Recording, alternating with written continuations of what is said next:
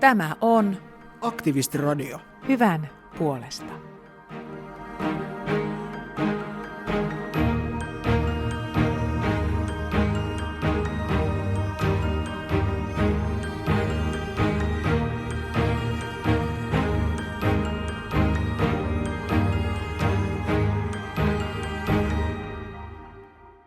Keskustelun äärellä jatkavat jo ensimmäisessä osassa olleet vieraamme Pekka Sauri, Roki Sabal ja Ehan Wadud. Pekalla on takana Helsingin kaupunginvaltuustossa komeasti 40 vuotta ja lukiolaiset Roki ja Ehan ovat Helsingin nuorisovaltuuston jäseniä. Mitä nuoret haluavat kysyä konkarilta? Muutoin podcastissa haastattelevat Rilli Lappalainen ja Heidi Rautionmaa. Sinä, Pekka Sauri, olet toiminut yhteiskunnallisten liikkeiden tukena ja ollut perustamassakin puoluetta. Miten tänä päivänä, mitkä ovat mielestäsi aktivismin roolit ja mahdollisuudet Suomessa? Riippuu taas nyt siitä, miten se määritellään. Mutta totta kai niin kun, nykyään on huomattavasti paremmat teknisetkin mahdollisuudet edistää omia tavoitteitaan ja omia arvojaan kuin joskus aikaisemmin. Tai viittaa nyt näihin digitaalisiin niin kuin viestintävälineisiin, jotka helpottaa huomattavasti sitä viestintää niin kahdenvälisesti kuin isommillakin ryhmillä. Ja se tilannehan on ihan toisenlainen kuin joskus silloin mun nuoruudessani. Lähinnä se ongelma ehkä on sitten se, että maailma tuntuu nyt muuttuvan, etenkin ihan viimeisinä vuosina, niin nopeasti, että on vaikea pitää sellaista, sanotaan vaikka tilannekuvaa niin kuin kirkkaana, että mitä tässä nyt on tapahtumassa. Ja siinä pitää ensin olla sellainen käsitys siitä, mitä maailmassa on tapahtumassa, että pystyy sitten omat tavoitteensa niin kuin rakentamaan sen pohjalta. Ja jos tilanne on sellainen, että ikään kuin vanhat tämmöiset maamerkit on muuttumassa, niin kuin nyt ihan tänä päivänäkin esimerkiksi se miten ollaan totuttu niin kuin Yhdysvaltoja ajattelemaan niin kuin maailman politiikassa tällä planeetalla, niin sehän on niin kuin muuttumassa. Ja se on jännä, kun edes kun parhaat asiantuntijatkin tuntuu sillä tavalla on silmät pyörän, että ei tiedä mitä tapahtuu. Että jotenkin, jos mä nyt otan jonkun niin kuin kannan maailman tänään, niin huomisaamuna se on jo vanhentunut. Ja tämä ehkä nyt tällä hetkellä suurin vaikeus. Mutta se, mikä ei muutu, on se, että yhteinen käsitys maailmasta syntyy kun keskustelulla ja jakamalla niitä omia kokemuksia, omia tuntemuksia, vaikka omia ahdistuksiakin. Ja mun on ollut tapana sanoa, että ahdistus puolittuu jakamalla. Että se, jos yksistään kokee niin kuin ahdistusta maailmasta, jos sen pystyy jakamaan jonkun läheisen ihmisen kanssa, niin sehän helpottaa heti. Että mä en ole yksin tässä, vaan muillakin on samankaltaisia kokemuksia. Ja mun mielestä me ollaan nyt sen kaltaisessa murrosvaiheessa, että joudutaan entistä enemmän ikään kuin jakamaan näitä kokemuksia ja ettei kukaan joudu olemaan yksin tämmöisten niin kuin maailman ennustamattomuuden ja arvaamattomuuden edessä, vaan että kyetään jakamaan kokemuksia. Ja sehän lähtee siitä, että jaetaan niin kuin tuntemuksia. Että jos musta tuntuu, että nyt mä en taju mitään ja mä oon ihan niin kuin, en tiedä missä on itä ja missä on länsi, että miten tehdään, niin sitten täytyy vaan jakaa sitä, kysyä muilta, että onko teilläkin tämmöistä. Ja sitten kun niitä tunteita on jaettu, niin sitten päästään jo niin kuin lähemmäksi toimintaa ja suunnittelemaan sitä, että miten tästä mennään sitten eteenpäin tässä uudessa tilanteessa. Ja maailma on aina muuttunut. Että se sinänsä siis muutoksen muoto saattaa olla aina uudenlainen ja onkin. Mutta joka tapauksessa niin kuin maailma on aina muuttunut ja ei maailma pysy paikoillaan. Ja se on niin kuin maailmassa tai sivilisaatiossa sisäänrakennettuna, että kun ihminen oppii uutta, ihminen tiede etenee, ihminen oppii hallitsemaan niin kuin luontoa ikään kuin entistä paremmin ja toivon mukaan oppii hallitsemaan itseäänkin kohta entistä paremmin, niin tällä tavalla se sivilisaatio menee eteenpäin, niin joskus se murros ja muutos vaikuttaa tietysti kaoottiselta ja ennustamattomalta, niin kuin varmaan monelle tällä hetkellä, mutta jakamalla näitä tunteita se lähtee siitä niin kuin hahmottumaan ja kirkastumaan, ja sen pohjalla voidaan sitten rakentaa tätä maailman parantamista ikään kuin yhteisten arvojen ja yhteisten päämäärien pohjalta. Kiitos Pekka Sauri. Tässä on hienoa kuulla konkarilta viisaita ajatuksia. Mitäs onko nuorilla kysymyksiä vielä tässä Pekalle? Joo, meillä oli Rokin kanssa vähän nopea kysymys. Sä oot 40 vuotta ollut tämmöisessä kaupunkipoliittisessa toiminnassa mukana, niin me ollaan nyt nuoria, tai siis niin mä koen ainakin toistaiseksi, niin säkin oot aloittanut tää niinku jo tosi silleen niinku nuorena, niin tässä on nyt mennyt 40 vuotta, niin onks asiat muuttunut ajan myötä ja onks semmosia asioita, mistä sä oot nykyään eri mieltä ja mistä sä oot ollut ehkä samaa mieltä joskus nuorena? Tai siis silloin siinä hetkellä. Onko mun näkemykset muuttuneet tänä aikana? Tämä on erittäin hyvä kysymys ja mä oon joutunut sitä miettimään nyt tietysti matkan varrella. Mutta ehkä suurin muutos on ollut sellainen, mitä mä nyt sivusinkin jo tuossa aikaisemmin, että nuorena oli siis kauhean varma asiastaan. Että vanhemmat sukupolvet oli niin kuin vanhoja kääpiä, jotka ei tiedä, mitä maailmassa tapahtuu, ja nuorethan tietää, etenkin minä. Ja sitten tämä on se, mistä ikään kuin joutuu luopumaan siitä tällaisesta niin kuin yksilön hybriksestä, että minä nyt tiedän, mikä on oikein ja mitkä niin kuin arvot on niin kuin arvokkaat ja niin edelleen. Etenkin niin kuin vanhemmat sukupolvet on täysin pihalla tästä kaikesta. Ja tästä on tietysti joutunut luopumaan tällaisesta, niin kuin, no sanotaan nyt vaikka narsistisesta niin kuin minäkeskeisyydestä. Ja se on tapahtunut nimenomaan sillä, että on sitten oppinut, että maailma rakentuu niin kuin interaktiivisesti. Tai sanotaan vaikka intersubjektiivisesti, jos se hienosti sanotaan, jos kukin meistä on ikään kuin subjekti, niin sitten se rakentuu meidän niin kuin vuorovaikutuksen varassa. Tämä on varmasti niin kuin suurin asia, mitä mä oon oppinut. Mutta sinänsä mun sanotaan nyt vaikka tämmöinen ideologinen niin kuin näkemys on ehkä aina ollut sillä tavalla niin kuin väliä tai ei kauhean dogmaattinen, että en mä koe, että mä olisin joutunut erityisesti luopumaan mistään niin kuin aikaisemmista arvoistani, mutta se, että millä tavalla mä yritän niitä toteuttaa tai soveltaa käytäntöön, niin siinä mä oon oppinut todellakin paljon.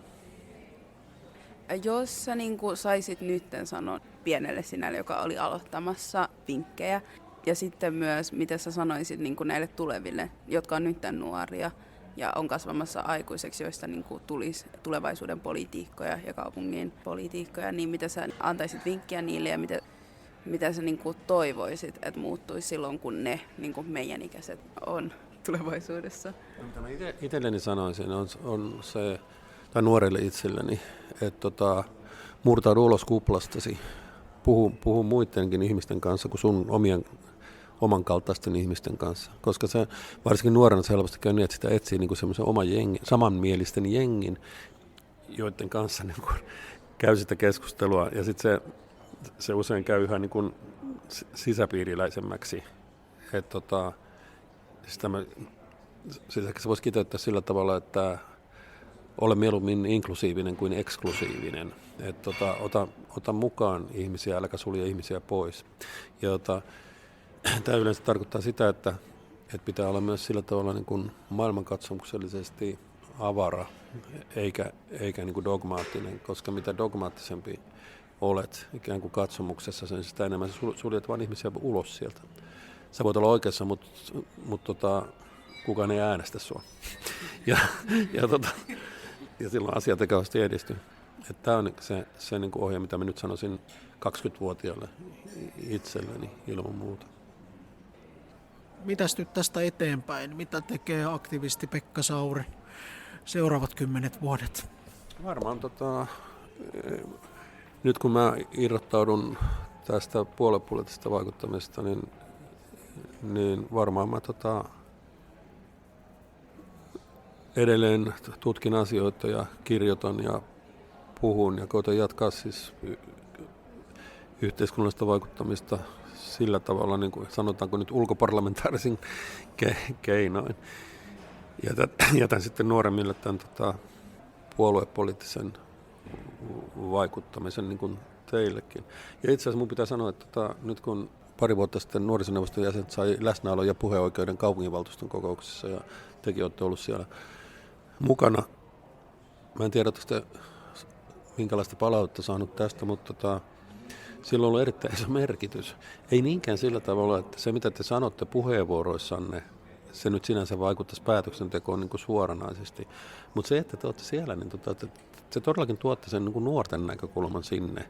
Ja jo pelkkä läsnäolonne ikään kuin mun mielestä on jo vaikuttanut siihen valtuuston keskusteluun. Se on todella niin kuin hieno juttu. Ja toivottavasti teillekin oli hyöty siitä, että olette päässeet seuraamaan sitä keskustelua, mikä ei ehkä aina niin hirveän mieltä ylentävää, kuten ehkä olette havainneet. Joskus tuntuu, että me valtuutettu olemme ikään kuin lapsellisempia kuin te nuorisoneuvostolaiset siinä keskustelussa. Mutta toivottavasti mä todella toivon, että siitä tulee olemaan niin kuin hyötyä, että ikään kuin nuoret pääsevät ikään kuin näkemään, että minkälaista se päätöksenteko käytännössä sitten on ja miten siihen parhaiten pystyy vaikuttamaan. Tosi iso kiitos Pekka Sauri, kun olit tässä meidän Aktivistiradiossa ihan ensimmäisessä jaksossa. Sait kunnian olla ja ei mikään ihme, siis 40 vuotta takana ja monta armon vuotta, niin kuin sanoisin, vielä edessä. Joo, kiva kun kutsuitte mukaan ja aina tämmöiset keskustelut kun auttaa ikään kuin kirkastamaan sitä omaa ajattelua, kun niin kuin sanoittaa näitä kokemuksia, niin sitten ne auttaa myöskin eteenpäin. Ja tosi mä olen erittäin otettu siitä, että mut kelpuutettiin mukaan ikään kuin nuorten kanssa tähän ja vielä niin kuin tämmöiseen aktivismikeskusteluun, kun en ole ehkä välttämättä enää mieltänyt itseäni niin kuin aktivistiksi, mutta kiitoksia, että sain olla mukana. No niin, meillä on tänään täällä Aktivistiradiossa Eha Wadud ja Roki Sabal, jotka on molemmat Helsingin nuorisovaltuuston aktiivisia jäseniä. Ehkä vielä voitaisiin palata tähän tavallaan siihen tavoitteisiin. Te olette kumpikin tosi motivoituneita edistämään yhteisiä asioita, niin osaatteko te avata vielä enemmän sitä, että mikä tavallaan on se tavoite, mitä te haluatte muuttaa? Miten Helsingistä tulee parempi paikka niille asioille, jotka on teille tärkeitä? No se, että nuoria kuultaisiin kaikissa asioissa ja ongelmissa ja myös se, että niin kuin Helsingissä oli sellainen yhteenkuuluvuus, että niin kuin kaikki tuntee sitä, niin kuin no helsinkiläisiä ja nuorilla se, että niitä huomioidaan aina asioissa ja sitten ne kaikki nuoret niin kuin sais sellaisen olon, että niin kuin mä oon helsinkiläinen ja että mua otetaan niin kuin kaikkiin asioihin mukaan, esimerkiksi koulussa ja ulkona kaikkea tällaista. Joo, tosiaan Roki oli äsken äänessä ja nyt minä Ehon äänessä ja todella tärkeitä tavoitteita, mitä me nuorisoneuvostona just tuodaan esiin ja tuodaan nuorten näkökulmaa. Ja nuorisoneuvostohan on lailla määrätty, siis jokaisella kunnalla, ei ehkä nuorisoneuvostona, mutta vaikuttajaryhmänä. Meidän just tavoite on tuoda sitä nuorten ääntä esiin, joka on ehkä kaikkien niin kuin perusta, mutta sitten se oikeasti konkreettinen viestin välitys, esim. Missä ne päätökset oikeasti sitten tehdään, joka on sitten tuolla just valtuustossa ja Suomen tasolla eduskunnassa, niin meidätkin on valittu sille demokraattisella äänestyksellä vaaleissa. Ja just, että omat arvot ja teemat ja nämä sitten niinku pohjautuu. Meistä tulee sitten se yksi nuorisoneuvosto, joka sitten vie meidän kaikkien nuorten semmoista yhteistä etua sit ympäri Helsinkiä ja edustaa monta, tai siis koko Helsinkiä periaatteessa. Ja sitten tuodaan niitä sitten niinku oikeasti sit konkreettisesti just valtuustoa ja lautakuntia. Meillä on läsnäolo ja puheoikeus valtuustoissa ja lautakunnassa ja me ollaan sitten myös nuorten toiveiden ja kyselyiden ja datan niin sanotusti perusteella myös tehty toimintasuunnitelma.